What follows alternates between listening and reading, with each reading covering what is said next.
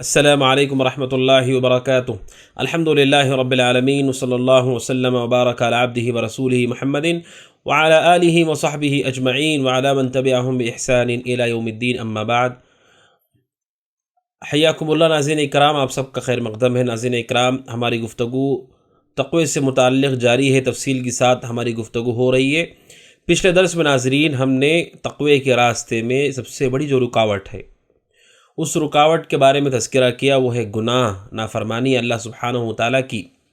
اور ہم نے کچھ تنبیہات آپ کے سامنے رکھیں کہ کسی بھی گناہ کو انسان حقیر نہ سمجھے، اور یہ دیکھے کہ وہ نافرمانی کس کی کر رہا ہے، اور مومن گناہوں کو کیسے دیکھتا ہے، منافق کیسے دیکھتا ہے۔ اور پھر ہم نے 10 نقصانات آپ کے سامنے رکھے، گناہ کی وجہ سے جو نقصانات انسان کو ملتے ہیں۔ آج کی اس ملاقات میں چند نقصانات گناہوں کے ہم جانیں گے، اور پھر اس سے نکلنے کا کیا راستہ ہے ناظرین، باذن اللہ اس مسئلے کو بھی تفصیل سے ہم جاننے کی کوشش کرتے ہیں۔ 11واں نقصان گناہ کا کیا ہے؟ 11واں نقصان یہ ہے ناظرین کہ گناہوں کی وجہ سے لوگوں کے دلوں میں ہماری جو ہیبت ہوتی ہے وہ ہیبت ختم ہو جاتی ہے۔ ہماری جو ہیبت ہوتی ہے وہ ہیبت ختم ہو جاتی ہے، جس ہیبت کی وجہ سے ہمارا احترام ہوتا ہے، ہماری عزت ہوتی ہے، ہماری توقیر ہوتی ہے، گناہ کی وجہ سے وہ ختم ہو جاتی ہے۔ یہی بات ہے جو نبی اکرم صلی اللہ علیہ وسلم نے بھی حدیث کے اندر بیان فرمائی کہ امت کے ساتھ کیا ہونے والا ہے مستقبل میں۔ ابو داؤد کی حدیث نمبر 4297، حضرت ثوبان رضی اللہ عنہ جو اللہ کے نبی صلی اللہ علیہ وسلم کے غلام تھے، وہ کہتے ہیں نبی اکرم صلی اللہ علیہ وسلم نے فرمایا، یوشک الامم ان تداعی علیکم، آپ نے کہا قریب ہے کہ ساری قومیں تمہارے اوپر ٹوٹ پڑیں گی، ساری قومیں تمہارے اوپر ٹوٹ پڑیں گی تمہیں ختم کرنے کے لیے، تمہیں مٹانے کے لیے۔ جیسا کہ آج آپ دیکھ رہے ناظرین، صحابہ اکرام سے اللہ کے نبی نے کہا لوگ ٹوٹ پڑیں گے تمہارے اوپر، ساری امتیں، سارے قوم تمہارے اوپر ٹوٹ پڑیں گے، جیسے کما تداعی الاکلۃ الی قصعتها، جس طریقے سے ایک بھوکا انسان، لوگ جس طرح سے کھانے پر ٹوٹ پڑتے ہیں، دسترخوان پہ ٹوٹ پڑتے ہیں، ایسے ٹوٹ پڑیں گے۔ اللہ کے نبی صلی اللہ علیہ وسلم نے تشبیہ بھی دی کہ جس طریقے سے لوگ کھانے کے لیے جمع ہوتے ہیں اور جس طریقے سے لوگ کھاتے ہیں، اس طریقے سے لوگ امت اسلام کو بھی، مسلمانوں کو مٹانے کے لیے ٹوٹ پڑیں گے، کمر کس لیں گے۔ فقال قائل، تو ایک صحابی نے کہا، ومن قلۃ نحن یومئذ، کہ اللہ کے نبی کیا ہم لوگ اس وقت بہت کم رہیں گے، کیا ہماری تعداد کم رہے گی؟ آپ نے فرمایا نہیں، آپ نے کہا نہیں، بل انتم یومئذ کثیر، آپ نے کہا نہیں بلکہ تمہاری تعداد بہت زیادہ ہوگی۔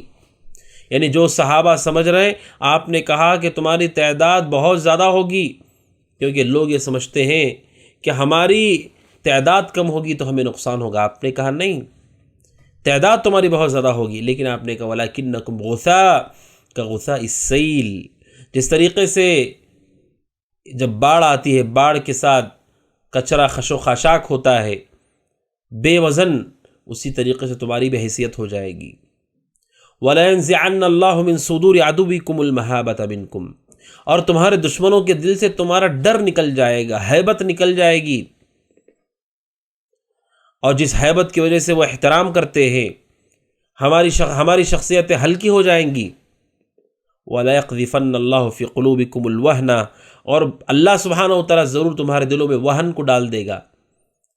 تو صحابہ میں سے کسی نے کہا اللہ کے لیے وہن کیا ہے؟ آپ نے کہا حب الدنیا و کراہیت الموت، آپ نے کہا دنیا کی محبت اور موت سے نفرت۔ آپ نے فرمایا کہ جب لوگ دنیا کی محبت میں ڈوب جائیں گے تو پھر گناہوں کا راستہ کیسے کھلے گا؟ انسان دنیا کے لیے سب کچھ کرتا ہے، دنیا کے سکون کے لیے کرتا ہے، دنیا میں عیش کرنے کے لیے، دنیا میں حکومت کرنے کے لیے، دنیا میں کرسی پانے کے لیے، دنیا میں لوگوں کی تعریف حاصل کرنے کے لیے۔ جب دنیا کی محبت دل میں بیٹھ جائے گی، گناہوں کے راستے میں مومن لوگ لگ جائیں گے، اور موت سے، جو کہ انسان کا ٹھکانہ ہے، مرنے کے بعد اللہ سبحانہ و تعالیٰ کے سامنے لوگوں کو جمع ہونا ہے، حساب دینا ہے، اور وہاں پر کامیابی، اصل کامیابی اسے چھوڑ کر لوگ موت سے ہی ڈرنے لگیں گے، موت کو ہی ناپسند کرنے لگیں گے۔ انہیں موت پسند نہیں ہے، کیونکہ وہ جانتے ہیں کہ ہمارا عمل ویسا نہیں ہے۔ اللہ کے نبی علیہ الصلوۃ والسلام نے ناظرین اکرام اس حدیث سے واضح کیا کہ گناہ کی وجہ سے، دنیا کی محبت کی وجہ سے ہمارے دلوں کے اندر اللہ سبحانہ و تعالیٰ وہن ڈال دے گا، تعداد بھی ہماری رہے گی، لیکن اس تعداد کا کوئی فائدہ نہیں ہوگا، کیونکہ ہماری حیثیت، ہمارا وزن ختم ہو جائے گا، ہماری ہیبت ختم ہو جائے گی۔ اسی لیے سلف نے کہا، فضیل بن عیاض کہتے ہیں رحمۃ اللہ علیہ، انما یہابک الخلق علی قدر ہیبتک للہ، جتنا اللہ کی ہیبت، اللہ کا ڈر، اللہ کی عظمت دلوں میں ہے، اتنا ہی لوگ بھی ہماری عزت، ہماری تعظیم، ہماری ہیبت لوگوں کے دلوں میں ہوتی ہے۔ جتنا ہم اللہ سبحانہ و تعالیٰ کی ہیبت دل میں رکھتے ہیں، خوف رکھتے ہیں، اس کی اہمیت دل میں رکھتے ہیں، تعظیم رکھتے ہیں، اسی طرح ہمارا بھی معاملہ ہے۔ اگر ہمارا دل اللہ کی محبت سے، تعظیم سے، خوف سے، محبت سے، ڈر سے خالی ہے اور گناہ کے راستے میں ہے، تو پھر ہماری بھی اہمیت اور ہماری بھی ہیبت نہیں ہوگی، بلکہ اس طرح سے انسان کی ہیبت ختم ہو جاتی ہے۔ بعض سلف نے یہاں تک کہا کہ جیسے فضیل بن عیاض کہتے ہیں کہ بسا اوقات نافرمانی کرتا ہے تو پھر اس کا جو جانور ہے، جانور بھی سرکشی کرنے لگتا ہے، اس کا جانور بھی اس کے قابو میں نہیں آتا ہے، کیونکہ اس کا جو مالک ہے وہ نافرمان ہے اللہ سبحانہ و تعالیٰ کا، جس کی وجہ سے وہ سرکشی پہ اتر آتا ہے۔ لہٰذا ناظرین اکرام، 11واں نقصان گناہ کا یہ ہے کہ ہماری ہیبت، ہماری شخصیت، امت اسلام کی ہیبت ختم ہو جاتی ہے دشمنوں کے دل سے، ان گناہوں کی وجہ سے، دنیا کی محبت کی وجہ سے، آخرت سے منہ موڑنے کی وجہ سے، اللہ کے تعظیم کو چھوڑنے کی وجہ سے۔ لہٰذا گناہوں کی سنگینی کو سمجھنے کی ضرورت ہے ناظرین۔ 12واں نقصان ہے ناظرین اکرام، وہ یہ ہے کہ گناہوں کی وجہ سے ہماری دعاؤں کی قبولیت، ہماری دعائیں مقبول نہیں ہو پاتی ہیں، دعائیں قبول نہیں ہو پاتی ہیں، دعائیں لٹک جاتی ہیں، قبولیت سے دور ہو جاتی ہیں۔ اللہ کے نبی صلی اللہ علیہ وسلم نے اس تفصیل کو بیان کیا۔ صحیح مسلم حدیث نمبر 1015، اللہ کے نبی نے فرمایا علیہ السلام، ایھا الناس، اے لوگو، ان اللہ طیب لا یقبل الا طیبا، بے شک اللہ پاک ہے، طیب ہے، اور بے شک وہ پاکیزہ چیز کو ہی قبول کرتا ہے، اور بے شک اس نے مومنوں کو حکم دیا ہے جس بات کا حکم اس نے رسولوں کو دیا تھا۔ رسولوں کو اللہ نے کیا کہا؟ یا ایھا الرسل کلوا من الطیبات واعملوا صالحا، اے رسولوں پاکیزہ روزی کھاؤ اور اچھا عمل کرو، انی بما تعملون علیم، بے شک جو تم عمل کر رہے ہو میں اسے جانتا ہوں۔ اللہ نے مومنوں کو بھی وہی حکم دیا جو رسولوں کو دیا۔ مومنوں کو کیا کہا اللہ نے؟ سورہ بقرہ آیت نمبر 172 میں کہا، یا ایھا الذین آمنوا کلوا من طیبات ما رزقناکم، اے وہ لوگوں جو ایمان لائے ہو، کھاؤ پاکیزہ روزی جو ہم نے تمہیں دی ہے، واشکروا للہ ان کنتم ایاہ تعبدون، اور اللہ کا شکر ادا کرو اگر تم اس کی ہی عبادت کرتے ہو۔ پھر پیارے رسول صلی اللہ علیہ وسلم نے ایک شخص کا ذکر کیا جو لمبا سفر کرتا ہے، اس کی حالت خراب ہے، پراگندہ بال ہے، اس کے بال بکھرے ہوئے ہیں، اس کے کپڑوں پہ گرد و غبار ہے، دھول ہے، وہ اپنے ہاتھوں کو اٹھاتا ہے اس سفر میں اور کہتا ہے، اے میرے رب، اے میرے رب۔ ناظرین، علماء کہتے ہیں اس میں دعا کی قبولیت کے اسباب بتائے گئے ہیں۔ پہلا تو بتایا گیا کہ سفر کرنے والا شخص، اس کی دعا کو قبول کیا جاتا ہے۔ یہ آدمی سفر میں، جس کے بارے میں رسول بتا رہے ہیں کہ ایک آدمی سفر پہ تھا، سفر میں تو دعا قبول ہوتی ہے، وہ سفر میں دعا کر رہا ہے۔ دوسرا، سفر کی حالت میں بھی ہے اشعث اغبر، پراگندہ بال، بکھرے بال، اس کے کپڑے دھول میں سنے ہوئے ہیں، یعنی وہ پریشان حال ہے، مجبور ہے، اور مجبوری کی وجہ سے بھی دعا قبول ہوتی ہے۔ انسان جب پریشان ہوتا ہے، اللہ کے سوا کون ہے جو مجبوروں کی دعا سنتا ہے؟ مجبوری اور پریشانی میں لوگوں کی دعائیں قبول ہوتی ہے، وہ سفر میں بھی ہے، مجبور بھی ہے۔ اور کا تیسرا یہ کہ وہ اپنے ہاتھوں کو آسمان کی طرف اٹھاتا ہے، اور آپ جانتے ہیں ناظرین، جب ہاتھوں کو اٹھا کر کے بندہ مومن اللہ سے دعا کرتا ہے، اللہ حیا کرتا ہے کہ کیسے اس کے ہاتھوں کو خالی لوٹایا جائے، یا اپنے ہاتھوں کو اٹھاتا ہے۔ اور چوتھا، وہ اللہ سے کہتا ہے، اے یا ربی، یا ربی، اے میرے رب، اے میرے رب۔ اور قرآن مجید کی جتنی آیتیں آپ دعاؤں کی والی دیکھتے ہیں، جن میں دعائیں سکھائی گئی ہیں، ان دعاؤں کی شروعات کو دیکھیں، ربنا سے شروع ہوتا ہے، ربنا سے شروع ہوتا ہے۔ ربنا سے جو آدمی دعا شروع کرتا ہے، قوی امید ہے کہ اس کی دعا قبول ہو جائے گی، جیسا کہ امام مالک رحمۃ اللہ علیہ کہتے ہیں، ربنا، ربی، اے ہمارے رب۔ اللہ کو رب ہونے کا واسطہ دے کر پکارنا۔ اسی لیے قرآن کی آیتوں میں جو دعائیں ہیں، ربنا آتنا فی الدنیا، رب ارحمہما کما ربیانی صغیرا، ربنا آتنا ما وعدتنا علی رسلک، رب اجعلنی مقیم الصلاۃ ومن ذریتی، ربنا هب لنا من ازواجنا وذریاتنا، رب زدنی علما، رب لا تذرنی فردا وانت خیر الوارثین۔ کتنی دعا ہے ناظرین جو ربی سے شروع ہوتی۔ یہ آدمی بھی اللہ سے ہی کہتا، اے میرے رب، اے میرے رب۔ 4 چیزیں، وہ سفر کی حالت میں ہے، مجبور ہے، اور ہاتھوں کو اٹھاتا ہے اور اے رب کہہ کے پکارتا ہے، لیکن اس کی دعا کیسے قبول کی جائے گی؟ اس کی دعا قبول نہیں کی جائے گی. کیوں؟ اللہ کے نبی نے فرمایا مطعمو حرام، وہ جو کھا رہا ہے وہ مال حرام سے ہے، وہ جو پی رہا ہے وہ مال حرام سے ہے، اس نے جو پہن رکھا ہے وہ لباس بھی حرام مال سے آیا ہے، اور اس کا جسم بھی حرام کھا کر کے پرورش پا چکا ہے. فَأَنَّا يُسْتَجَابُ لَهُ، کیسے اس کی دعا کو قبول کیا جائے؟ اس گناہ کی وجہ سے، مال حرام کھا لینے کی وجہ سے اللہ کے نبی کہتے اس کی دعا کو کیسے قبول کیا جائے؟ اگر وہ اس گناہ سے محفوظ ہوتا، اس کی دعا کو قبول کیا جاتا. تو ناظرین، گناہ کی وجہ سے بسا اوقات دعائیں ہماری قبول نہیں ہو پاتی ہیں، قبولیت انہیں نہیں ملتی ہے، وہ لٹکی رہ جاتی ہیں. اسی لیے شقیق بن ابراہیم کہتے ہیں، بہت معروف عالم دین ہے ابراہیم بن ادہم رحمۃ اللہ علیہ، بہت بڑے زاہد بھی تھے. وہ بصرہ کے بازاروں میں سے گزر رہے تھے، سارے لوگ ان کے پاس جمع ہو گئے، اور لوگ جمع ہو کر کے اتنے بڑے عالم دین سے کہتے، ابراہیم بن ادہم سے کہتے رحمۃ اللہ علیہ، کیا ابو اسحاق ابراہیم ادہم، ہمارا ایک سوال ہے. کیا سوال ہے؟ اللہ اپنی کتاب میں کہتا ہے ادعونی استجب لکم، اے لوگوں مجھے پکارو میں تمہاری پکار کو سنوں گا. اے ابو اسحاق ابراہیم بن ادہم رحمۃ اللہ علیہ سے کہتے، ہم زمانے سے اللہ کو پکار رہے ہیں، دعا کر رہے ہیں، ہماری دعا قبول نہیں ہو رہی ہے، کیا بات ہے؟ اللہ کہتا ہے پکارو میں قبول کروں گا، اور ہم ایک زمانے سے اللہ کو پکار رہے ہیں، ندعوہ منذ دہر، ایک زمانے سے اللہ کو پکار رہے ہیں، ہماری دعا قبول نہیں ہو رہی ہے.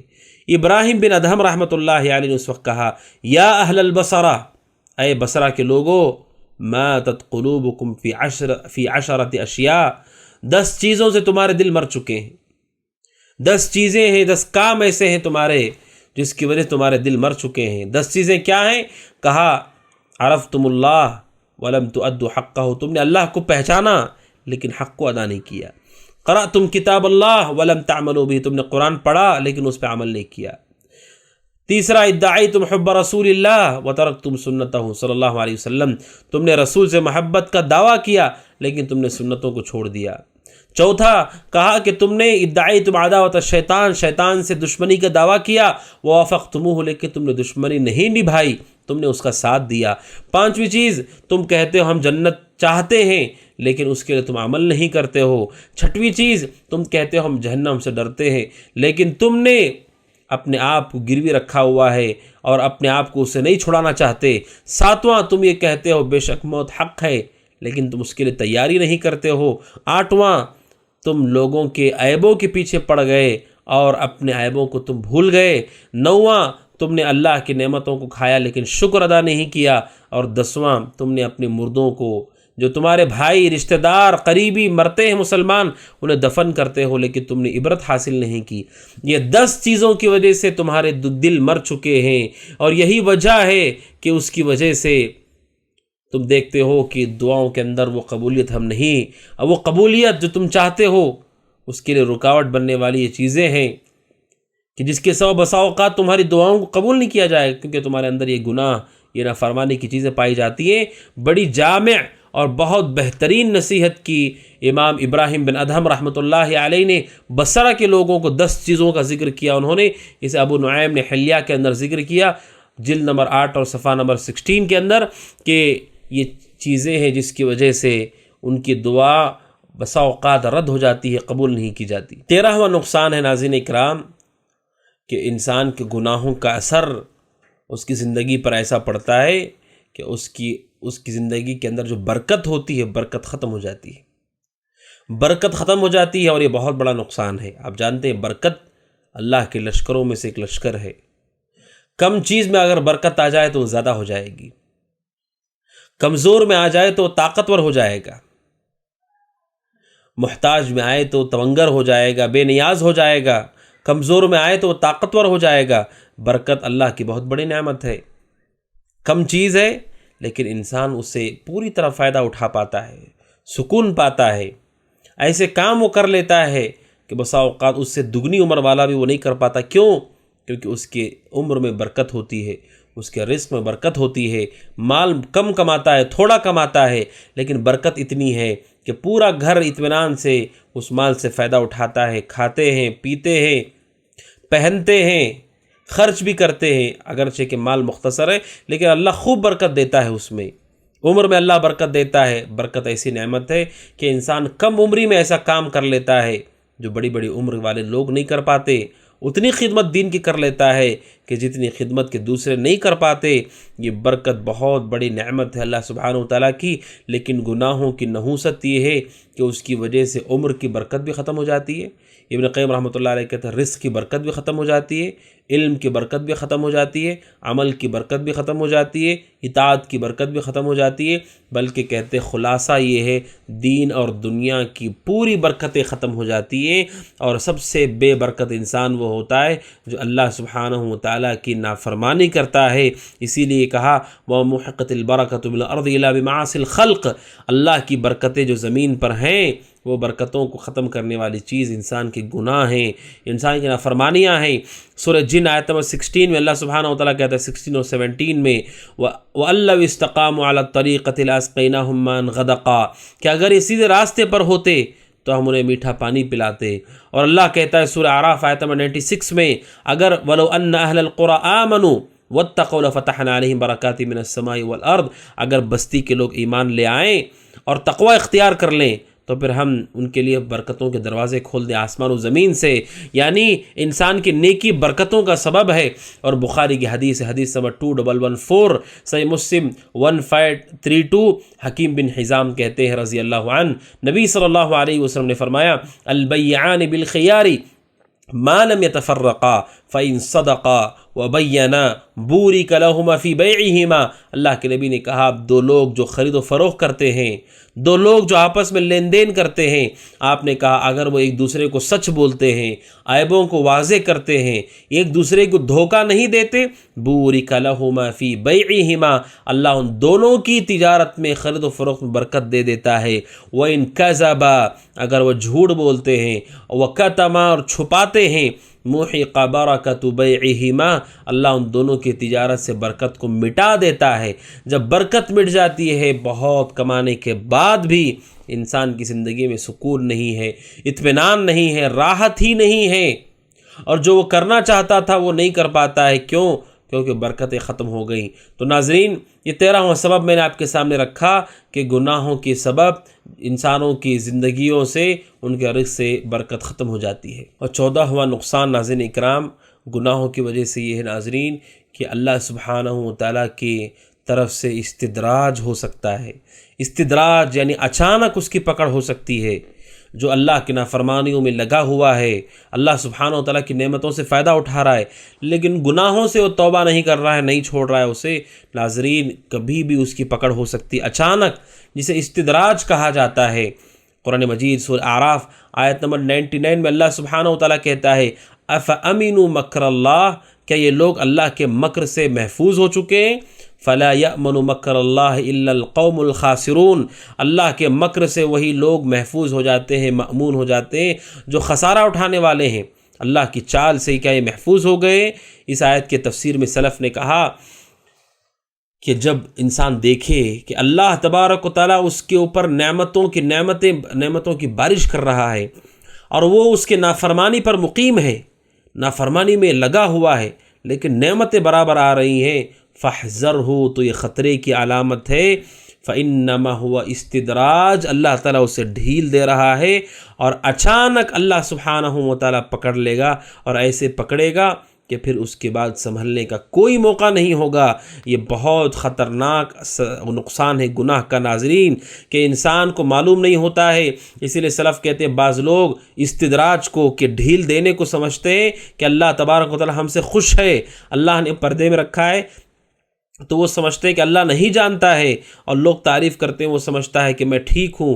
کہا کہ یہ سب دھوکہ ہے، اچانک ایسی پکڑ ہوتی ہے کہ انسان سنبھل نہیں پاتا ہے۔ سورہ انعام آیت نمبر 44 میں اللہ سبحانہ وتعالیٰ کہتا ہے فَلَمَّا نَسُوا مَا ذُكِّرُوا بِهِ، جب وہ لوگ بھول گئے جس چیز کو انہیں یاد دلایا گیا تھا، اللہ کو بھلا دیا، اس کی شریعت کو بھلا دیا، آیات کو بھلا دیا، اللہ کہتا ہے ہم نے سزا کیا دی ان کو، فتحنا علیہم ابواب کل شیء، ہم نے ہر چیز کے دروازے ان کے اوپر کھول دیے، کہ جب انہوں نے اللہ کو بھلا دیا، اللہ کی سزا یہ تھی کہ اللہ نے ان کے اوپر نعمتوں کے دروازوں کو کھول دیا اور ہر چیز کے دروازے ان کے لیے کھول دیے گئے، حتی اذا فرحوا بما اوتوا، یہاں تک کہ جب وہ بے انتہا خوش ہو گئے کہ ہمیں کتنا اللہ دے رہا ہے، کتنی چیزیں ہمیں مل رہی ہیں، جبکہ ہم اتنے ہی اس کی شریعت کو بھول چکے ہیں، اللہ کہتا اخذناہم بغتۃ، اخذناہم بغتۃ، پھر ہم نے اچانک ان کو پکڑ لیا،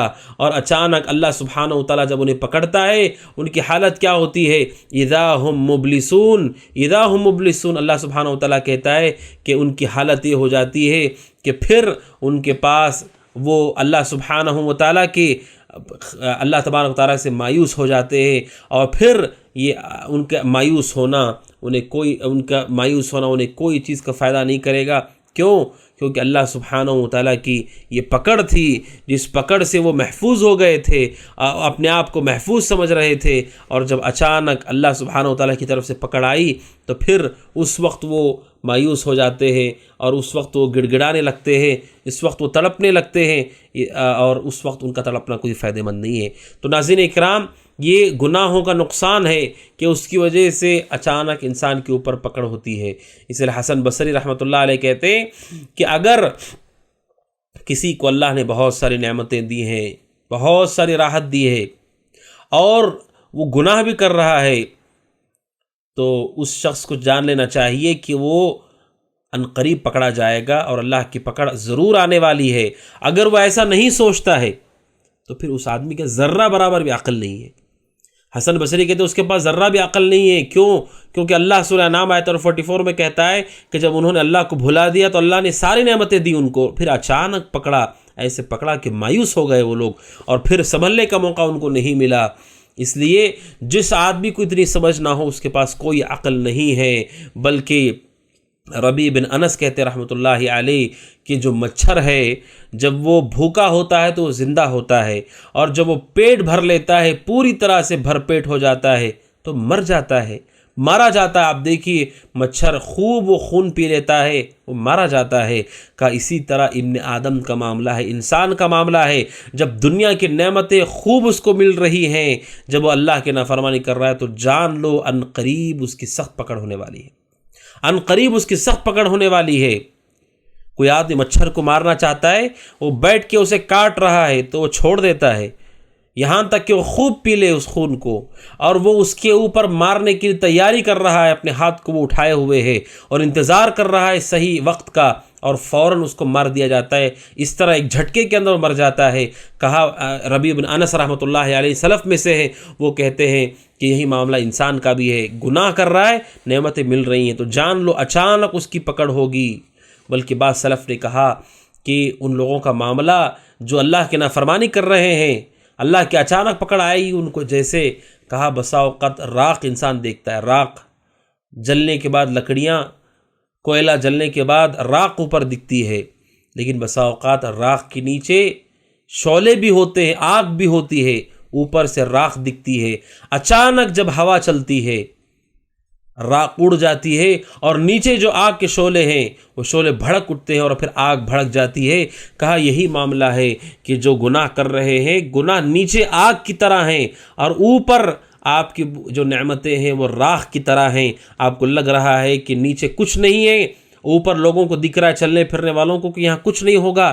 اچانک ہوا چلے گی تو وہ راکھ اڑے گی اور وہاں سے شعلے اور چنگاریاں اڑیں گی اور پورے کا پورا گھر جل کر کے خاکستر ہو جائے گا۔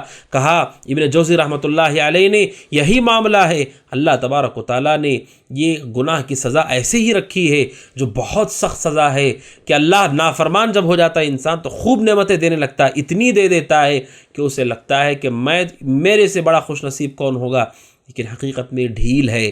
اس ڈھیل کے بعد اس کی سخت پکڑ ہوگی اور اس پکڑ کے بعد سنبھلنے کا موقع اسے نہیں ملے گا۔ 15واں نقصان ناظرین اکرام جس پر ہم اس گفتگو کو ختم کریں گے گناہوں کے نقصانات کو، کہ گناہ کا بہت بڑا نقصان ہے اور سب سے خطرناک نقصان ناظرین اکرام کہ بسا اوقات گناہ کی سزا یہ ہوتی ہے کہ انسان کی موت سے پہلے اسے ہدایت چھین لی جاتی ہے، اور ہدایت چھین لی جانے کے بعد اس کا ٹھکانہ نار جہنم ہے اور وہ اللہ کے جہنم کا حقدار ہو جائے گا۔ یہ بہت بڑی سزا ہے کہ انسان سے ہدایت کو چھین لیا جائے، اس نعمت کو جو سب سے بڑی نعمت ہے۔ بسا اوقات گناہ اس طرح سے آڑ آ جاتے ہیں کہ اس کی وجہ سے انسان ہدایت سے ہی محروم ہو جاتا ہے اور اس کا خاتمہ بہت برا خاتمہ ہوتا ہے، اس کا انجام بہت برا انجام ہوتا ہے۔ اللہ سبحانہ و تعالی محفوظ رکھے۔ سورہ رعد میں اللہ سبحانہ و تعالی کہتا ہے بے شک اللہ کسی قوم کی حالت کو نہیں بدلتا حتی یغیروا ما بانفسہم، جب تک کہ لوگ خود کو نہیں بدل دیتے۔ اسی لیے سلف صالحین نے متعدد سلف نے اس کو نقل کیا ہے کہ کتنے ایسے لوگ ہیں جو زندگی میں نافرمان تھے اللہ کے لیکن مسلمان تھے، لیکن دنیا سے رخصت ہونے سے پہلے اسلام کا دامن ہاتھ سے چھوٹ گیا، کفر میں داخل ہو گئے، کافر ہو گئے، مشرک ہو گئے، مرتد ہو گئے۔ مشرک ہو گئے، مرتد ہو گئے، ان کا ٹھکانہ فرعون کے ساتھ، حامان کے ساتھ، ابی بن خلف کے ساتھ، قارون کے ساتھ ان کا ٹھکانہ ہے، شیطان کے ساتھ ان کا ٹھکانہ ہے۔ کفر کرنے والا، شرک کرنے والا جہنم سے کبھی نہیں نکلے گا۔ ناظرین، یہ بہت بڑا نقصان ہے کہ گناہ کی وجہ سے اس کی آخری عمر میں بسا اوقات ہدایت اس سے چھین لی جاتی ہے اور وہ شر کے راستے کو چلنے پر اختیار کر لیتا ہے۔ اس کو اختیار کرنے کے بعد وہ جہنم کا حقدار ہو جاتا ہے۔ امام ابن قیم رحمۃ اللہ علیہ نے کہا، نقل کیا اپنی کتاب الداء والدواء کے اندر، کتنے ایسے لوگ ہیں جن کی موت کا وقت آیا اور ان سے لوگوں نے کہا قل لا الہ الا اللہ، لا الہ الا اللہ کہہ دو، تو وہ کہتے تھے آہ لا استطیع ان اقولہا، وہ کہہ رہے تھے کہ ہماری زبان نہیں بول پا رہی ہے، ہم نہیں بول پا رہے ہیں، زبان پلٹ نہیں رہی ہے لا الہ الا اللہ کہنے کے لیے۔ نعوذ باللہ۔ ناظرین اکرام، یہ برا انجام بسا اوقات انسان گناہ کی وجہ سے اپنی آخری عمر میں انتقال سے پہلے ہدایت سے محروم ہو جاتا ہے اور اس کا خاتمہ بہت برا خاتمہ ہوتا ہے۔ اسی لیے حافظ ابن حجر رحمہ اللہ نے فتح الباری میں نقل کیا ہے، المعاصی برید الکفر، کہا کہ جو گناہ ہیں یہ کفر کا راستہ ہے، اگر انسان نہیں رکتا ہے کفر تک بھی لے کر چلے جاتے ہیں گناہ انسان کو۔ کہا اس وجہ سے جو آدمی اس پر ہمیشگی برت رہا ہے اسے ڈرنا چاہیے کہ کہیں ایسا نہ ہو کہ مرنے سے پہلے اگر اسلام ہی کو چھوڑ دے گا تو پھر مرنے کے بعد اس کا کیا حشر ہوگا، کیا اس کے ساتھ ہوگا، کتنا برا معاملہ اس کے ساتھ ہوگا۔ اس لیے ناظرین اکرام، گناہ کے اس پکڑ سے، اس نقصان سے ہمیشہ چوکنا رہنا چاہیے کہ بسا اوقات گناہ کی وجہ سے انسان کی نعمت ہدایت اسے چھین لی جاتی ہے۔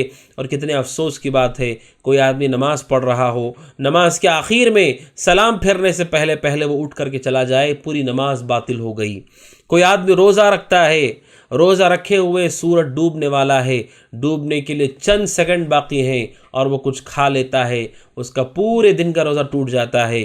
کہا اسی طرح ایک انسان مسلمان تو تھا، توحید پر تو تھا، لیکن مرنے سے پہلے وہ اللہ کی نافرمانی کر کے، کفر کر کے مرتا ہے، پوری زندگی کا عمل برباد ہو جاتا ہے۔ اس لیے یہ سب سے خطرناک چیز ہے ناظرین اکرام کہ گناہ کے نقصان سے انسان کو ہمیشہ اللہ کی پناہ مانگنا چاہیے کہ کہیں ایسا نہ ہو ہدایت اور ہمارے بیچ میں گناہ نہ آ جائیں، توفیق اور ہمارے بیچ میں گناہ نہ آ جائیں، کلمہ توحید لا الہ الا اللہ پڑھنے موت کے وقت اس کے اور ہمارے درمیان کہیں گناہ نہ آ جائیں، یہ سب سے بڑا نقصان ہوگا ناظرین اکرام۔ تو میں آپ کے سامنے ناظرین گناہ کے چند نقصان رکھے جو نقصان کے اہل علم نے کتاب و سنت کی روشنی میں بیان کیے ہیں۔ اس کے بعد ناظرین اکرام آئیے، ہم نے گناہ کے نقصانات، گناہ کی نحوست، اس کو تفصیل سے جانا۔ اب ہم آگے بڑھتے ہیں کہ آخر انسان گناہ سے کیسے بچے گا۔ میں نے آپ کے سامنے اس سے پہلے دروس میں تقویٰ کیسے دل میں پیدا ہوگا اس کے کچھ اسباب بیان کیے تھے، ان اسباب کو اپنے ذہن میں رکھیں۔ اسی کی تفصیل کے ساتھ ہم اس موضوع کو بھی سمجھیں گے کہ انسان گناہ سے دور کیسے ہوگا، گناہ سے کیسے اس کی دوری ہوگی، کیسے اس کی نجات ہوگی، کیسے محفوظ ہوگا۔ ناظرین، سب سے پہلے جو چیز آتی ہے وہ یہ ہے گناہ سے دور ہونے کے لیے، بچنے کے لیے، محفوظ ہونے کے لیے گناہ کے جو نقصانات ہونے والے ہیں، جتنے نقصان آپ نے سنے اس کے علاوہ کئی نقصان ہیں، دسیوں نقصان ہیں جو علماء نے ذکر کیے، اس سے بچنے کے لیے سب سے بڑا راستہ ناظرین وہ ہے توبہ کرنا، کہ مومن اللہ کے سامنے توبہ کرے، مومن عورت اللہ کے سامنے توبہ کرے کہ اس نے شیطان کے بہکاوے میں آ کر، اپنے نفس کے بہکاوے میں آ کر، برے لوگوں کے دوستی میں ہونے کی وجہ سے اس نے بہت گناہ کر لیے، بہت نافرمانیاں کر لیں، اب وہ توبہ کرے اللہ سے اور جان لے ناظرین اکرام اللہ سبحانہ و تعالیٰ کتنا بڑا گناہ بھی کیوں نہ ہو، اگر انسان زندہ ہے اور اس اچھے دل سے توبہ کرتا ہے اللہ اس کی توبہ کو قبول کرتا ہے۔ سورہ مائدہ آیت نمبر 39 میں اللہ سبحانہ و تعالیٰ کہتا ہے فَمَن تَابَ مِن بَعْدِ ظُلْمِهِ وَأَصْلَحَ، جو اپنے ظلم کے بعد توبہ کر لے، اصلاح کر لے، فَإِنَّ اللَّهَ يَتُوبُ عَلَيْهِ، پس بے شک اللہ ان کی توبہ قبول کر لیتا ہے۔ ان اللہ غفور الرحیم، بے شک اللہ سبحانہ و تعالیٰ معاف کرنے والا اور رحم کرنے والا ہے۔ اور اللہ سبحانہ و تعالیٰ قرآن کریم میں سارے لوگوں کو کہتا ہے جنہوں نے اپنے آپ پر اپنے نفسوں پہ ظلم کیا ہے، اللہ سبحانہ و تعالیٰ کہتا ہے قل یا عبادی الذین اسرفوا علی انفسہم، اے اللہ کے نبی آپ کہہ دیجئے اے میرے بندوں جنہوں نے اپنے نفسوں پر گناہوں کی وجہ سے اپنے نفسوں پر ظلم کیا ہے، اپنے نفوس کو گناہوں کے بوجھ تلے کچل دیا ہے، اسرفوا علی انفسہم لا تقنطوا من رحمت اللہ، اللہ کی رحمت سے مایوس نہ ہونا، ان اللہ یغفر الذنوب جمیعا، بے شک اللہ سبحانہ و تعالی سارے گناہوں کو معاف کرنے والا ہے، انہ هو الغفور الرحیم، بے شک اللہ سبحانہ و تعالی معاف کرنے والا رحم کرنے والا ہے۔ اس آیت کریمہ میں ناظرین آپ دیکھیے اللہ کی رحمت کیسے جھلک رہی ہے، جنہوں نے اسرفوا علی انفسہم، اپنے آپ کو گناہ کی وجہ سے اپنے آپ کو گناہوں کے بوجھ میں دبا دیا، کچل دیا، اللہ سبحانہ و تعالی ان لوگوں کو بھی کہتا ہے اپنے اوپر اسراف کرنے والے لوگ جنہوں نے کبیرہ گناہوں کا ارتکاب کیا اور گناہوں کے اوپر گناہ اس دلدل میں پھنستے چلے گئے، اللہ سبحانہ و تعالیٰ ان سے کہتا ہے لا تقنطوا من رحمت اللہ، اللہ کی رحمت سے مایوس نہ ہونا۔ اس آیت کی تفسیر میں ابن عباس رضی اللہ تعالیٰ عنہ کہتے ہیں کہ کچھ لوگ جو مشرکین تھے انہوں نے لوگوں کو قتل کیا تھا، زنا کیا تھا اور انہوں نے بہت سارے گناہ کیے تھے، اور انہوں نے آ کر کے اللہ کے نبی سے کہا تھا کہ تم جس کی طرف بلا رہے ہو دین تمہارا بہت اچھا ہے، اور بتاؤ اگر ہم اس دین کو مان لیں تو کیا ہمارے گناہ معاف ہو سکتے ہیں۔ اللہ سبحانہ و تعالیٰ نے آیت نازل کی لا تقنطوا من رحمت اللہ، اللہ کی رحمت سے انسان کو کبھی مایوس نہیں ہونا چاہیے۔ اللہ سبحانہ و تعالیٰ بہت زیادہ توبہ کو پسند کرتا ہے اور توبہ کو قبول بھی کرتا ہے۔ اللہ سبحانہ و تعالیٰ کی رحمت کا یہ حال ہے۔ اللہ سبحانہ و تعالیٰ کے بارے میں صحیح مسلم کی حدیث نمبر 2759 اللہ کے نبی فرماتے ہیں علیہ الصلوۃ والسلام ان اللہ عز وجل یبسط یدہ باللیل لیتوب مسیء النہار، جب رات ہوتی ہے اللہ اپنے ہاتھ کو پھیلاتا ہے تاکہ جس نے دن میں گناہ کیے وہ توبہ کر لے، اور جب دن ہوتا ہے اللہ اپنے ہاتھ کو پھیلاتا ہے تاکہ رات میں جس نے گناہ کیے وہ توبہ کر لے، حتی تطلع الشمس من مغربها، یہاں تک کہ سورج مغرب سے طلوع ہو جائے اس وقت تک۔ ناظرین اکرام توبہ کی قبولیت کے دو اوقات ہیں، ایک وقت تو یہ ہے کہ جس کے بعد توبہ قبول نہیں ہوتی، انسان اگر غرغرے کی حالت میں چلا گیا، اب روح قبض ہونے والی ہے، فرشتوں کو اس نے دیکھ لیا، اب توبہ قبول نہیں ہوگی۔ دوسرا قیامت کی بڑی نشانی کہ سورج اگر مغرب سے طلوع ہو گیا، روزانہ مشرق سے طلوع ہوتا ہے، قیامت کی بڑی نشانی 10 نشانیوں میں سے یہ ہے کہ قیامت کے قریب، قیامت قائم ہونے سے پہلے سورج مشرق کے بجائے مغرب سے طلوع ہوگا، اور اس طلوع ہونے کے بعد کسی بھی انسان کی توبہ کو قبول نہیں کیا جائے گا۔ ناظرین اکرام اللہ سبحانہ و تعالیٰ توبہ کو قبول کرتا ہے، توبہ کو پسند کرتا ہے، اور سورہ شورى میں اللہ سبحانہ و تعالیٰ کہتا ہے وَهُوَ الَّذِي يَقْبَلُ التَّوْبَةَ عَنْ عِبَادِهِ وَيَعْفُو عَنِ السَّيِّئَاتِ وَيَعْلَمُ مَا تَفْعَلُونَ، اللہ ہی ہے جو اپنے بندوں کی توبہ قبول کرتا ہے، اللہ ہی قبول کرتا ہے، اور کون قبول کرے گا ناظرین؟ وَيَعْفُو عَنِ السَّيِّئَاتِ، اور اللہ ہی ہے جو گناہوں کو معاف کرتا ہے، وَيَعْلَمُ مَا تَفْعَلُونَ، اور جو کچھ تم کرتے ہو اللہ تبارک و تعالیٰ اس سے بخوبی جانتا ہے۔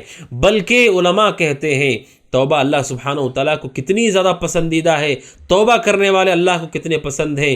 اللہ کے نبی صلی اللہ علیہ وسلم کی مشہور حدیث للہ اشد فرحا، اللہ سبحانہ و تعالیٰ کتنا خوش ہوتا ہے توبہ کرنے والوں کی وجہ سے، توبہ کرنے سے۔ اللہ کے نبی حضرت عبداللہ بن مسعود رضی اللہ تعالیٰ عنہ کی یہ حدیث ہے، انس بن مالک رضی اللہ تعالیٰ عنہ سے بھی یہ روایت ہے، اور عبداللہ بن مسعود رضی اللہ عنہ سے بھی یہ روایت موجود ہے، صحیح بخاری میں یہ حدیث ہے۔ اور صحیح مسلم میں بھی حدیث ہے، صحیح بخاری حدیث نمبر 6308 اور صحیح مسلم 2744۔ حضرت اللہ کے نبی صلی اللہ علیہ وسلم فرماتے ہیں اللہ سبحانہ وتعالی للہ اشد فرحا، اللہ کو بہت خوشی ہوتی توبہ سے۔ کہا کیسے؟ جس طرح سے کوئی آدمی ریگستان میں چلا جائے اپنی سواری کے ساتھ، اس پر اس کا کھانا پینا ہے، سواری کے ساتھ گیا، اچانک وہ اس کی سواری اسے بدک کر کے باہر دور چلی گئی، جس پر اس کا کھانا بھی تھا، پینا بھی تھا۔ اب وہ ریگستان میں ہے، ریگستان سے چل کے پیدل تو نہیں آ سکتا، اور اس دھوپ میں کھانے اور پینے کے بجائے وہ زندہ بھی نہیں رہ سکتا۔ وہ مایوس ہو جاتا ہے، مایوس ہو کر کے ایک درخت کے پاس آ کر کے لیٹ جاتا ہے اس کے سائے میں، اور وہ اب مایوس ہو گیا تھا، میری سواری بھی چلی گئی، میرا کھانا پینا بھی چلے گیا۔ پھر اچانک وہ جب آنکھ کھولتا ہے تو دیکھتا ہے کہ میری سواری تو یہیں پر کھڑی ہوئی ہے، تو اپنی سواری کی نکیل کو پکڑ لیتا ہے اور خوشی کے مارے کہہ دیتا ہے اے اللہ تو میرا بندہ ہے، میں تیرا رب ہوں۔ یعنی غلطی کر دیتا ہے خوشی کی وجہ سے، جتنی خوشی اس کو ہوتی ہے۔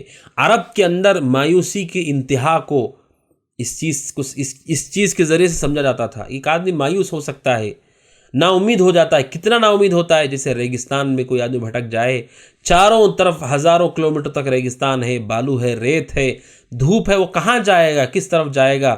آج بھی ریگستانوں میں انسانوں کے لاشیں ملتی ہیں، اور لوگ پائے جاتے ہیں کسی کی کار کے پاس، اور کوئی آدمی کسی درخت کے پاس، اور وہ اپنے آپ کو بچانا چاہتے تھے، اور وہ اپنے ملکوں سے بھاگ کر کسی اور ملک کو جانا چاہتے تھے۔ آج بھی ناظرین لوگ مرتے ہیں صحراؤں میں، ریگستانوں میں بھٹک کر کے۔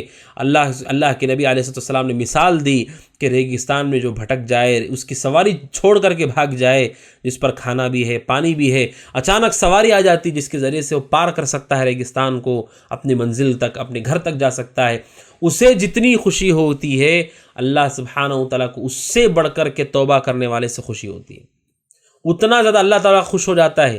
لہٰذا مایوس نہ ہو، اللہ جو ہمارا رب ہے اسے پسند ہے کہ لوگ توبہ کریں، توبہ کرنے والوں کو پسند کرتا ہے۔ بلکہ بعض علماء نے کہا پوری شریعت میں کسی بھی نیکی کے لیے اتنی بڑی مثال نہیں دی گئی ہے، اتنی بڑی مثال نہیں دی گئی ہے کہ اللہ کو اتنی خوشی ہوتی ہے جتنی بڑی مثال توبہ کے لیے دی گئی ہے۔ اس سے پتہ چلتا ہے کہ اللہ کو توبہ کتنی محبوب چیز ہے، بلکہ توبہ اللہ سبحانہ وتعالیٰ کس کس کی توبہ قبول کرنا چاہتا ہے، کسے کسے معاف کرنا چاہتا ہے۔ سورہ انفال آیت نمبر 38 اللہ سبحانہ وتعالیٰ کہتا ہے قُلْ لِلَّذِينَ كَفَرُوا إِن يَنْتَهُوا يُغْفَرْ لَهُم مَّا قَدْ سَلَفَ، اے اللہ کے نبی کہیے ان لوگوں سے جنہوں نے کفر کیا ہے، جو کافر ہیں، ان سے کہہ دیجئے إِن يَنْتَهوا، اگر وہ رک جائیں گے، يُغْفَرْ لَهُم مَّا قَدْ سَلَفَ، تو میں ان کے پچھلے گناہوں کو بھی معاف کر دوں گا۔ اللہ کافروں سے کہتا ہے، اے اللہ کے نبی کافروں سے کہہ دیجئے اگر وہ رک گئے تو میں ان کے پچھلے گناہوں کو بھی معاف کر دوں گا۔ اور اللہ توبہ کو کتنا پسند کرتا ہے ناظرین، چاہے جتنا بڑا گناہ ہو، کافروں کو جب وہ کہتا ہے کہ توبہ کر لو میں معاف کر دوں گا، تو پھر مومن کا کیا حال ہوگا؟ اللہ سبحانہ وتعالیٰ کتنا پسند کرتا ہے اس کی توبہ کو۔ صحیح بخاری کی حدیث نمبر 1077 اور صحیح مسلم حدیث نمبر 758 نبی اکرم صلی اللہ علیہ وسلم فرماتے ہیں اللہ سبحانہ وتعالیٰ ہر رات، آخری پہر رات کے آخری حصے میں آسمانی دنیا پر نازل ہوتا ہے، نازل ہو کر لوگوں سے کیا کہتا ہے؟ مَن يَدْعُونِي فَأَسْتَجِيبَ لَهُ، کون ہے جو مجھ سے دعا کرے گا میں اس کی دعا کو قبول کر لوں۔ مَن يَسْأَلُنِي فَأُعْطِيَهُ، کون ہے جو مجھ سے سوال کرے میں اسے عطا کر دوں۔ مَن يَسْتَغْفِرُنِي فَأَغْفِرَ لَهُ، کون ہے جو مجھ سے اپنے گناہوں کا استغفار کرے، معافی مانگے، میں اس کی گناہ کو معاف کر دوں۔ اللہ سبحانہ وتعالیٰ لوگوں کو پکارتا ہے، کہتا ہے کون ہے جو مجھ سے دعا کرے میں اس کی دعا کو قبول کروں۔ جو رب خود لوگوں کو بلاتا ہے توبہ کرنے کے لیے، تو اس رب سے ہم کیوں مایوس ہو ناظرین؟ کبھی مایوس نہیں ہونا چاہیے۔ اللہ کہتا ہے، جیسے آیت کریمہ میں نے پڑھی سورہ زمر آیت نمبر 58 لا تقنطوا من رحمت اللہ، اللہ کی رحمت سے مایوس نہ ہو۔ علماء کہتے ہیں اللہ کی رحمت سے مایوس ہونا گناہوں میں سب سے اوپر کا گناہ ہو جاتا ہے۔ کیونکہ جب مایوس ہو گیا تو پھر وہ توبہ بھی نہیں کرتا ہے اور اللہ کے بارے برا گمان کرنے لگتا ہے۔ ہمارے گناہوں سے بڑا گناہ ہوتا ہے انسان کا اللہ سے مایوس ہو جانا۔ کتنے گناہ کیے ہیں ہم نے، کتنی نافرمانی کی ہو ہم نے، لیکن اللہ کی رحمت اس سے زیادہ وسیع ہے، اس سے بہت زیادہ بڑی ہے، اس کی رحمت کا ہمیں کوئی اندازہ نہیں ہے ناظرین۔ لہٰذا اس کی رحمت کی طرف نگاہ کرتے ہوئے انسان دیکھے کہ اللہ کی رحمت تو بہت کشادہ ہے، اور توبہ کی طرف آگے بڑھے اور اللہ سبحانہ وتعالیٰ سے توبہ کرے، کیونکہ وہ دعاؤں کو قبول کرنے والا اور توبہ کو قبول کرنے والا ہے۔ تو ناظرین اکرام، توبہ کا طریقہ کیا ہے؟ کون سی توبہ قبول کی جاتی ہے؟ وہ توبہ جو ہم زبان سے کہہ دیں کہ اللہ ہمیں معاف فرما۔ اہل علم نے کتاب و سنت کی روشنی میں کہا کہ توبہ کی قبولیت کی 4 شرطیں ہیں، چاروں شرطوں کا ایک ساتھ ہونا ضروری ہے، اس کے بغیر توبہ قبول نہیں ہوتی ہے۔ آپ کو یہ چاہتا ہے کہ اس کی نماز قبول ہو اور وہ بغیر وضو کے جا کر کے نماز پڑھنے لگے، کیا اس کی نماز ہو جائے گی؟ اگر کوئی نماز پڑھ رہا ہو، نماز کے دوران اگر وہ کچھ کھا لیتا ہے، کچھ پیتا ہے، تو کیا اس کی نماز ہو جائے گی؟ شریعت کہتی ہے کہ جس طرح سے بغیر وضو کے نماز نہیں ہے، نماز کے حالت میں کوئی کھانا کھا لے تو اس کی نماز نہیں باقی رہے گی، اسی طرح توبہ کی شروط ہیں، اگر یہ شروط کو ہم پورا نہیں کریں گے توبہ نہیں ہوگی، اس لیے کہ قرآن کہتا ہے کہ توبہ کرنے والوں کو چاہیے کہ وہ توبۃ نصوحہ کریں۔ توبۃ نصوحہ کون سی ہے؟ جس میں پوری شروط پائی جاتی ہوں۔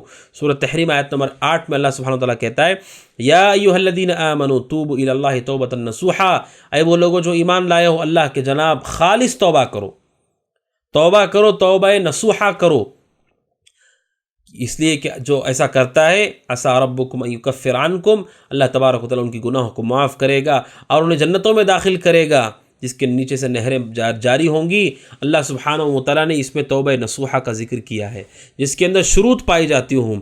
تو ناظرین ان شروط کو ہم تفصیل سے جاننے کی کوشش کرتے ہیں۔ گناہ سے توبہ کرنے والے کے لیے سب سے پہلی شرط ہے ناظرین، وہ ہے شرمندگی، کہ شرمندگی کا احساس ہو کہ اس نے غلط کیا ہے، اس کا دل اسے ملامت کرے، اسے افسوس ہو کہ میں نے غلط کیا ہے۔ جو شرمندہ نہیں ہے اپنے گناہ پر، اس کی کوئی توبہ قبول نہیں ہوتی ہے، کوئی توبہ نہیں ہے وہ۔ آپ سوچئے کوئی آدمی آتا ہے اور آ کر کے آپ کے چہرے پر تھپڑ مار دے اور مارنے کے بعد ہنستے ہوئے آپ سے کہے کہ آپ مجھے معاف کر دیں، کیا آپ اسے معاف کر دیں گے؟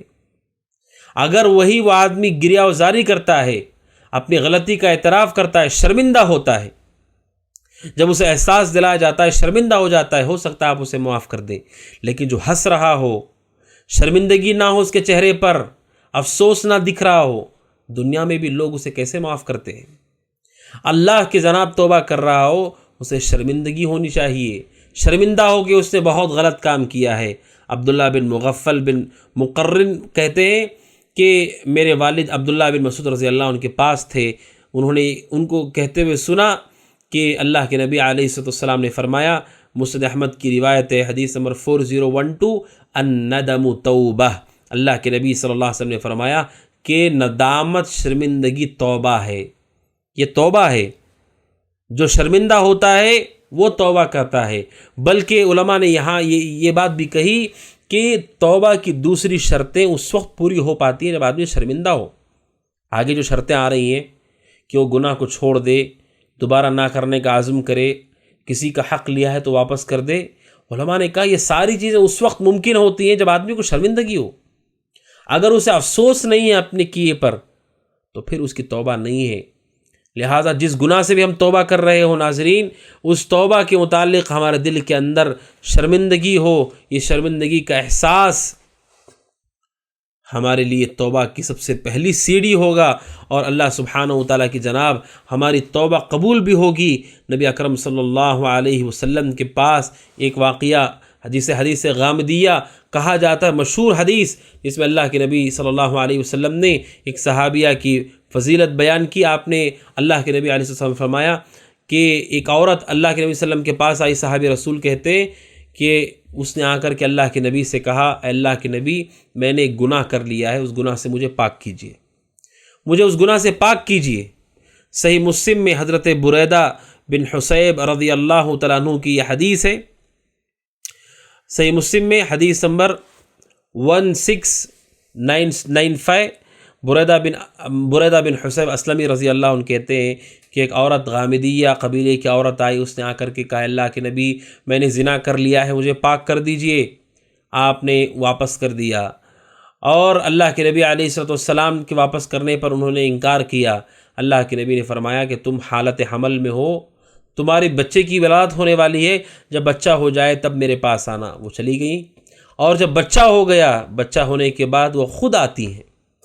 سوچے ناظرین، انہیں اپنے گناہ پر اتنا افسوس ہے، اتنی شرمندگی ہے کہ وہ دوبارہ خود آتی ہیں اللہ کے نبی کے پاس، انہیں بلایا نہیں جاتا ہے، آ کر کے اللہ کے نبی سے کہتی ہیں اے اللہ کے نبی یہ بچہ ہو گیا ہے، اب مجھے گناہ سے پاک کر دیجئے۔ جو شادی شدہ ہونے کے بعد زنا کرتے ہیں ان کی سزا کیا ہے ناظرین؟ انہیں رجم کیا جاتا ہے، پتھروں سے انہیں مارا جاتا ہے، یہاں تک کہ موت ہو جائے، ایسی سزا ہے، انہیں معلوم ہے، لیکن انہیں شرمندگی، افسوس ہے کہ میں نے کیا گناہ کر لیا، اللہ کی نافرمانی کر لی۔ سبحان اللہ، کیسا وہ ایمان ہے، کتنا افسوس ہے انہیں اپنے گناہ پر۔ وہ آ کر کے اللہ کے نبی سے پھر کہتے ہیں، آپ نے کہا جاؤ یہ بچہ دودھ پینے کے قابل ہے، اسے دودھ پلاؤ، اس کے بعد آنا۔ وہ جاتی ہیں، بچے کو دودھ پلاتی ہیں، جب بچہ کھانے کے قابل ہو جاتا ہے اس بچے کے ہاتھ میں روٹی کا ایک ٹکڑا دیتی ہیں اور اسے اپنے ہاتھ میں پکڑ کر لاتی ہیں تاکہ رسول کو دکھائیں کہ بچہ کھانے کے قابل ہو گیا، اور کہا یا نبی اللہ، اے اللہ کے نبی میں نے اس کا دودھ چھڑا دیا اور یہ کھانا کھانے کے قابل ہو گیا۔ اللہ کے نبی نے اس بچے کو لے کر ایک مسلمان کو پالنے کے لیے دے دیا۔ پھر آپ نے حکم دیا اس عورت کو رجم کیا گیا پتھروں کے ذریعے سے۔ تو کسی نے ان کو پتھر مارا تو اس عورت کا خون ان کے چہرے پر اڑ گیا، تو انہوں نے کہا، ان کے بارے میں برا بھلا کہا کہ اس نے زنا کیا وغیرہ۔ اللہ کے نبی نے فرمایا علیہ السلام کہ ایسا نہ کہو، اس عورت کے بارے میں ایسا نہ کہو۔ فوالذی نفسی بیدہ، اس ذات کی قسم جس کے ہاتھ میں میری جان ہے، لو تابت توبتن لقد تابت توبتن، آپ نے فرمایا اس نے ایسی توبہ کی ہے کہ اگر مدینے کے 70 لوگوں میں اسے تقسیم کیا جائے 70 لوگوں کی مغفرت ہو جائے گی۔ پھر اللہ کے نبی کے حکم پر اس عورت کی نماز جنازہ پڑھی گئی، آپ نے خود اس کی جنازے کی نماز پڑھی اور اس عورت کو دفن کیا گیا۔ تو ناظرین، یہ شرمندگی کا احساس انسان کو گناہ سے بہت دور کر دیتا ہے۔ جو گناہ چھوڑنا چاہتے ہیں انہیں افسوس ہونا چاہیے، شرمندگی ہونا چاہیے کہ انہوں نے کیا گناہ کر لیا۔ ناظرین اکرام، یہ پہلی شرط ہے جو میں نے آپ کے سامنے رکھی۔ ناظرین اکرام، انسان کے دل میں شرمندگی ہو، سب سے پہلی چیز ہے۔ اللہ کے نبی علیہ السلام نے فرمایا، بخاری کی حدیث ہے، حدیث نمبر 6069، اور صحیح مسلم کی حدیث ہے 2990، کل امتی معافن الا المجاہرون، اللہ اس امت کے سارے لوگوں کو معاف کرے گا سوائے مجاہرون کے۔ مجاہرون کون ہیں؟ کہا وہ لوگ جو گناہ کرتے ہیں اور ان گناہوں کو پھر ظاہر کرتے ہوئے پھرتے ہیں، لوگوں کے سامنے بیان کرتے ہیں اور اس پر فخر کرتے ہیں، خوشی کرتے ہیں، کھل کر کے گناہ کرتے ہیں سب کے سامنے۔ یہ بتاتا ہے کہ یہ شرمندہ نہیں ہے۔ جو گناہ پہ شرمندہ ہوگا وہ کبھی اس گناہ کو فخر کے طور پر نہیں بیان کرے گا، وہ نہیں کہے گا میں نے ایسے ایسے کام کیے ہیں، لوگ کہتے ہیں کہ میں نے ایسا کیا، میں نے ویسے کیا، فخر کرتے ہوئے خوشی کے ساتھ۔ ان کی توبہ نہیں ہے، کیونکہ انہوں نے سب سے پہلی شرط کو پورا نہیں کیا، اور وہ شرط ہے ناظرین اکرام، وہ ہے کہ انسان شرمندہ ہو۔ اور دوسری شرط ہے ناظرین اکرام، وہ شرط ہے کہ فوراً انسان جو گناہ کر رہا ہو اس گناہ کو وہ فوراً ترک کر دے، فوراً چھوڑ دے، اس لیے کہ جو گناہ میں مبتلا ہو، گناہ کر رہا ہو۔ دوسری شرط یہ ہے کہ انسان فوراً گناہ کو چھوڑ دے جس گناہ میں وہ مبتلا ہو۔ اس گناہ سے وہ کیسے توبہ کرے گا جس میں خود ملوث ہے، خود وہ اس گناہ کو کر رہا ہے۔ آپ سوچئے کہ کوئی آدمی ایسا ہے کہ وضو بھی کر رہا ہے اور اس کے جسم میں گندگی بھی ہے، نجاست بھی لگی ہوئی ہے، نجاست کے ساتھ وہ غسل بھی کر رہا ہے، وضو بھی کر رہا ہے، لیکن نجاست کو صاف نہیں کر رہا ہے۔ گناہ کو وہ چھوڑ دے، گناہ کو فوراً وہ ترک کر دے، اس پر وہ قائم نہ ہو۔ بلکہ علماء نے کہا، ابن قیم رحمۃ اللہ علیہ جیسے کہا، یہ بہت ناپسندیدہ چیز ہے اللہ کے نزدیک کہ کوئی آدمی توبہ بھی کر رہا ہے اور خود وہ اس گناہ میں مبتلا بھی ہے۔ کوئی آدمی یہ کہہ رہا ہے کہ اللہ میں بے حیائی سے توبہ کرتا ہوں، جبکہ خود اس کے موبائل میں، اس کے گھر میں بے حیائی کو اس نے باقی رکھا ہوا ہے، پھر کیسے توبہ ہوگی؟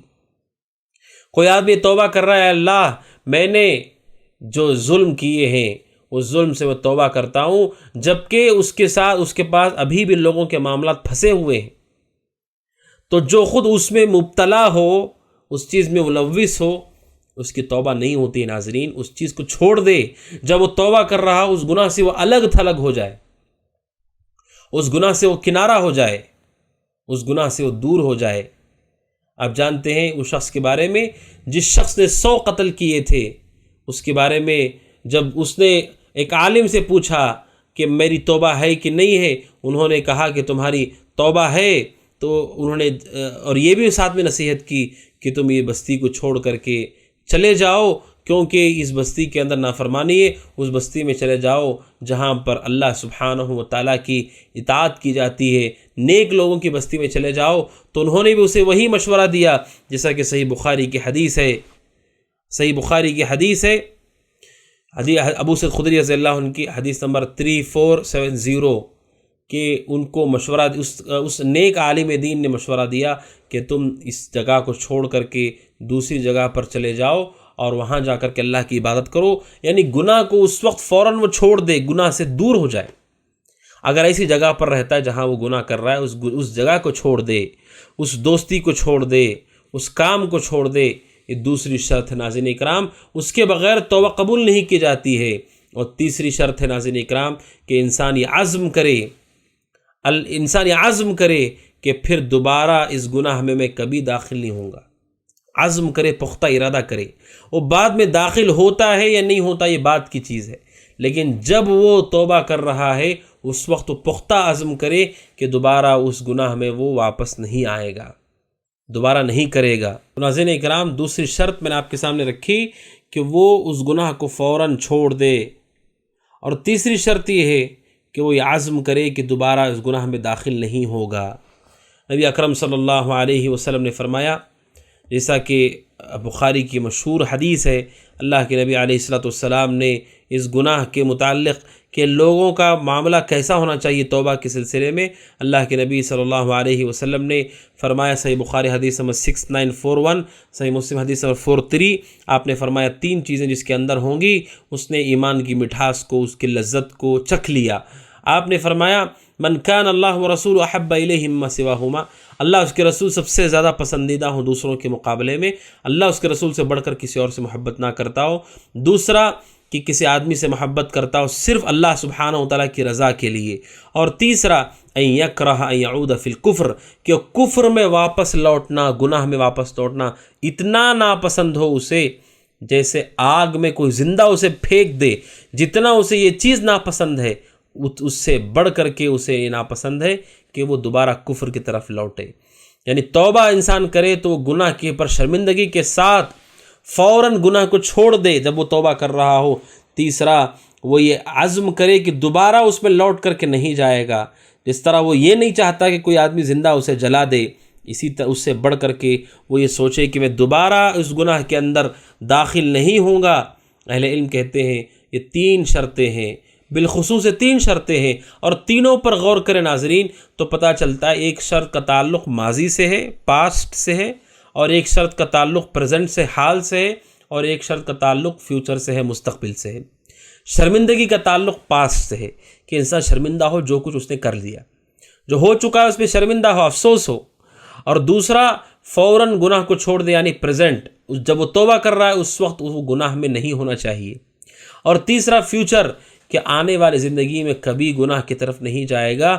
یہ 3 چیزوں کا عزم، یہ 3 چیزوں کو پورا کر لیتا ہے تو توبہ کی 3 شرطیں اس نے پوری کر لیں۔ اور علماء کہتے ہیں اگر بندوں کے حق اس کے پاس نہیں ہے، کسی کا مال، کسی کی عزت و آبرو، کسی کے ساتھ خیانت، اگر لوگوں کے معاملات میں گناہ نہیں کیا ہے اس نے، تو یہ 3 شرطیں کافی ہیں۔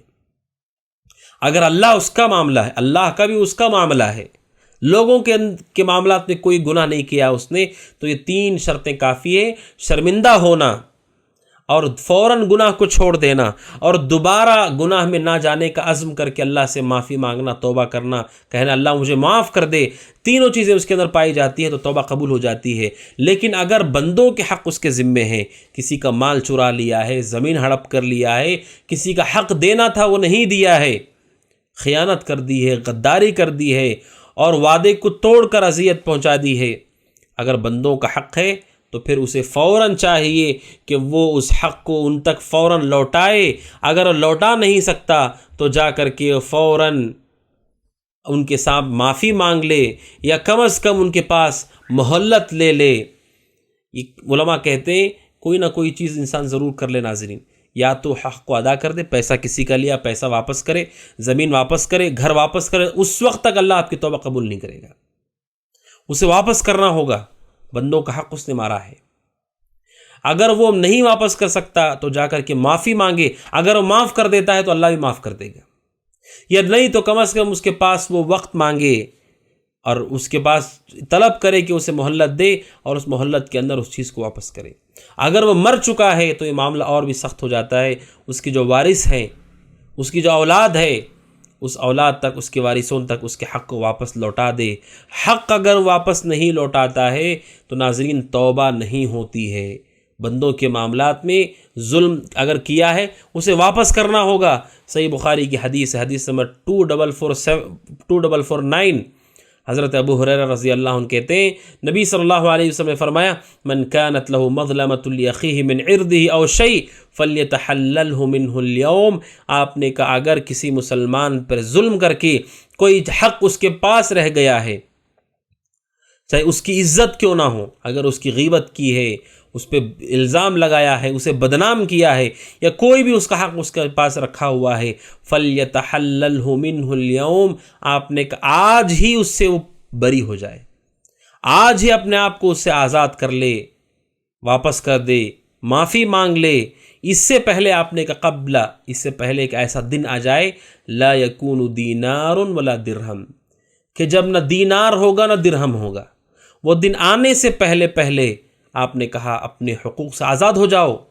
ان کان لہ عمل صالح اخذ منہ بقدر مظلمتہ، کیونکہ قیامت اگر آ گئی تو وہ جتنا حق ہم نے لیا ہے اتنی نیکیاں دینی ہوں گی۔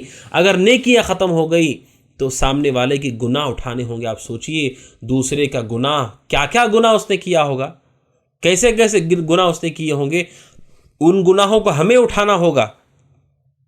اگر ہم نے ان کے حقوق کو مار لیا ہے، اگر ہم نے ان کے ساتھ ظلم کیا ہے، ہم ان کے ساتھ خیانت کا معاملہ کیا ہے، تو یہ چوتھی شرط ناظرین، اگر اللہ کے بندوں کے حقوق اس کے ساتھ جڑے ہوئے ہیں تو پھر اسے چاہیے کہ وہ اس حق کو واپس کرے، اور واپس کرنے کے ساتھ اللہ سبحانہ وتعالی اسے معاف کر دے گا۔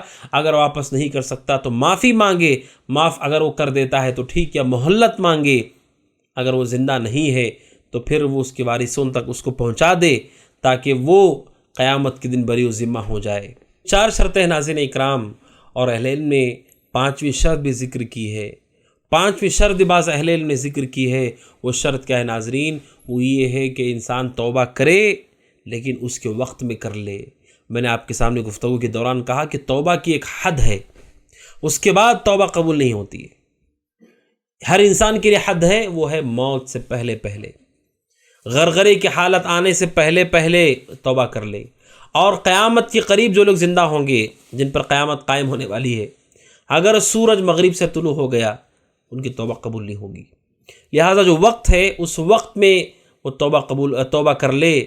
فرعون کے بارے میں اللہ سبحانہ وتعالی قرآن میں کہتا ہے کہ جب اسے موسیٰ علیہ السلام کا پیچھا کیا، اور پیچھا کرنے کے بعد موسیٰ علیہ السلام کے لیے اللہ نے راستے کو سمندر میں بنا دیا، اور جب وہ سمندر کے راستے میں فرعون کا پیچھا کرتے ہوئے جاتا ہے، موسیٰ علیہ السلام تو نکل گئے، جب فرعون جاتا ہے تو پانی مل جاتا ہے، اور کیا ہوتا ہے ناظرین اکرام؟ فرعون غرق ہونے لگتا ہے۔ غرق ہونے سے پہلے، ڈوبنے سے پہلے وہ کیا کہتا ہے؟ وہ کہتا ہے حَتَّى إِذَا أَدْرَكَهُ الْغَرَقُ قَالَ آمَنْتُ أَنَّهُ لَا إِلَهَ إِلَّا الَّذِي آمَنَتْ بِهِ بَنُو إِسْرَائِيل، جب ڈوبنے لگا تو کہتا ہے میں ایمان لاتا ہوں کہ اس کے علاوہ کوئی معبود برحق نہیں، وہی سچا معبود ہے جس پر بنو اسرائیل ایمان لائے، وَأَنَا مِنَ الْمُسْلِمِينَ، میں مسلمانوں میں سے ہوں۔ اللہ سبحانہ وتعالیٰ کہتا ہے الآن وقد عصیت، کیا اب تم توبہ کر رہے ہو؟ وقد عصیت من قبل، کہ تم نے اس سے پہلے پوری زندگی نافرمانی کی، اور ایسے وقت میں جب کہ وہ ڈوب رہا ہے، شریعت کہتی کہ اس وقت اس کا ایمان قبول نہیں کیا جائے گا۔ سورہ یونس آیت نمبر 91 میں اللہ سبحانہ وتعالیٰ نے اس کے توبہ کو قبول نہیں کیا۔ لہٰذا اس شرط کو یاد رکھیں ناظرین، وقت سے پہلے انسان کو توبہ کرنا چاہیے، فوراً کر لینا چاہیے، اس لیے کہ ہم نہیں جانتے کہ موت کب آئے گی۔ موت کا وقت آ گیا تو توبہ قبول نہیں ہوگی۔ فرشتوں کو دیکھنے کے بعد ہم آنسو بہائیں، گڑ گڑائیں، ہماری توبہ قبول نہیں ہوگی۔ اس لیے انسان فوراً توبہ کرے، توبہ کرنے میں جلدی کرے۔ اور بعض اہل علم نے یہ کہا 5 شرطوں کے ساتھ خصوصی طور پر 6ٹھی چیز جس کا خیال کرنا چاہیے وہ یہ ہے کہ ہمارے پاس علم ہو گناہ کے بارے میں۔ جو آدمی یہی نہیں جانتا کہ گناہ کیا ہے وہ توبہ کیسے کرے گا؟ شیخ الاسلام ابن تیمیہ رحمۃ اللہ علیہ کہتے ہیں توبہ کی شروعات علم ہے۔ پہلے آپ کو معلوم ہونا چاہیے کہ میں نے گناہ کیا ہے، یہ جو میں نے کیا وہ غلط ہے کہ نہیں. یہ خاص طور پر بدعات اور شرک. لوگ سمجھ رہے ہیں کہ ہم نیکی کا کام کر رہے ہیں جبکہ وہ شرک کر رہے ہیں، بدعات کر رہے ہیں، خرافات کر رہے ہیں اور غلط تجارتیں کر رہے ہیں، لوگوں کو دھوکہ دے رہے ہیں. انہیں لگتا ہے کہ نہیں ہم تو نیک کام کر رہے ہیں. لہٰذا علم حاصل کریں، نیکی کیا ہے، برائی کیا ہے. اگر ہم نے علم حاصل کیا تو ہمارے لیے توبہ کی دیگر شروط آسان ہو جائیں گی. تو کل ملا کر ناظرین، گناہ سے نکلنے کا پہلا راستہ توبہ ہے. توبہ کی اہمیت اور فضیلت کو ہم نے جانا، اور یہ ہم نے جانا کہ توبہ کی شروط ہیں. ان شروط میں پہلی شرط شرمندگی ہے، دوسری شرط فوراً گناہ کو چھوڑ دینا ہے، تیسری شرط دوبارہ نہ کرنے کا پورا پختہ ارادہ کر لینا ہے، اور چوتھی شرط یہ ہے کہ اگر بندوں سے اس کا تعلق ہے، حق مارا ہے، حق کو واپس کر لے، اسے معافی مانگ لے، اور وہ اگر معاف کر دے تو اللہ بھی معاف کر دے گا، نہیں تو مہلت لے کر کے اس کے حق کو ادا کر دے. اور پانچویں چیز کہ ہم وقت آنے سے پہلے توبہ کر لیں، موت آنے سے پہلے، سورج کے مغرب سے طلوع ہونے سے پہلے. اور چھٹویں چیز کہ ہمارے پاس شریعت کا علم ہو، جتنا علم ہوگا اسی قدر گناہوں کے بارے پہچان ہوگی. اسی لیے امام سفیان ثوری رحمۃ اللہ علیہ کہتے ہیں کہ ابلیس کو، شیطان کو بدعت سب سے زیادہ پسندیدہ ہے گناہوں میں، کیونکہ کبیرہ گناہ سے کبھی نہ کبھی توبہ کر سکتا ہے انسان، بدعت سے توبہ کیسے کرے گا؟ اسے لگتا ہے کہ وہ نیک کام کر رہا ہے. لہذا ناظرین اکرام، ہم اس ملاقات میں اتنی باتیں آپ کے سامنے آئیں. انشاءاللہ اگلی ملاقات میں گناہوں سے دور ہونے کے چند اسباب، اور ہم اپنے موضوع، دوسرا جو موضوع اولیاء اللہ، اس میں داخل ہو جائیں گے. اللہ سبحانہ وتعالیٰ سے دعا ہے کہ اللہ سبحانہ وتعالیٰ ہم سب کو، آپ سب کو جو چیزیں ہم نے سنی اس پہ عمل کی توفیق عطا فرمائے. آمین. صلی اللہ وسلم علی نبینا محمد وعلی آلہ وصحبہ اجمعین. السلام علیکم ورحمۃ اللہ وبرکاتہ.